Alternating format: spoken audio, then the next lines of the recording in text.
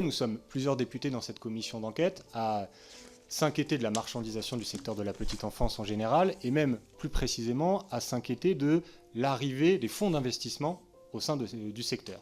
Fonds d'investissement qui sont actionnaires majoritaires de certaines grandes entreprises du secteur, dont la vôtre, dont Babylon. En cherchant un petit peu, j'ai trouvé quelqu'un qui était d'accord avec moi et aussi inquiet de la présence des fonds d'investissement dans le secteur.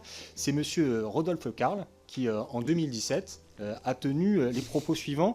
Nous gardons la majorité du capital. C'est indispensable car les fonds d'investissement ne font que passer quelques années chez nous. Or, notre groupe a une vision de long terme.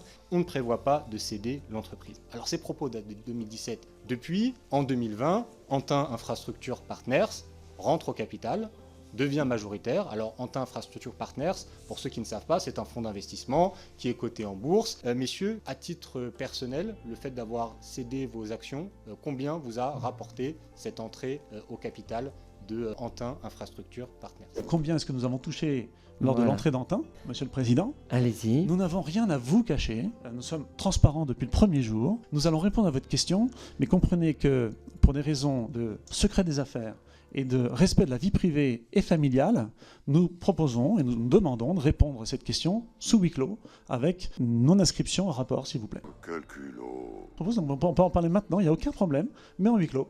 La presse financière a annoncé au moment de l'entrée d'Antin Infrastructure Partners au capital de Babylou que la valorisation de la société était de 1,5 milliard d'euros. Si je ne me trompe pas, à l'époque, vous déteniez à peu près la moitié des parts de la société. Est-ce que vous pouvez nous dire combien de parts vous avez cédé à ce moment-là? Puis comme ça, nous, on fera notre règle de 3 et on aura la vraie réponse par écrit plus tard. Si c'était si simple. D'abord, ce que raconte la presse est faux. La valorisation de notre participation n'est pas du tout le raisonnement mathématique que vous avez proposé, et même très très éloigné de ce que vous avez en tête. Moi j'ai fait les calculs, j'ai fait la règle de 3, vous m'avez dit c'est pas si simple que ça, mais je peux estimer, et la presse financière le fait aussi, que la vente à Antin Infrastructure Partners, ça vous a rapporté au moins 200 millions d'euros chacun. Ça veut dire qu'une auxiliaire de puériculture qui travaille dans votre société à Babylou, si elle économisait tous les mois 100% de son salaire, il faudrait qu'elle mette 23 000 ans pour atteindre la même fortune que vous. Tout ça fait en plus avec de l'argent public. Comprenez-vous que ça puisse choquer et qu'il y ait de plus en plus de gens qui demandent à changer ce modèle économique.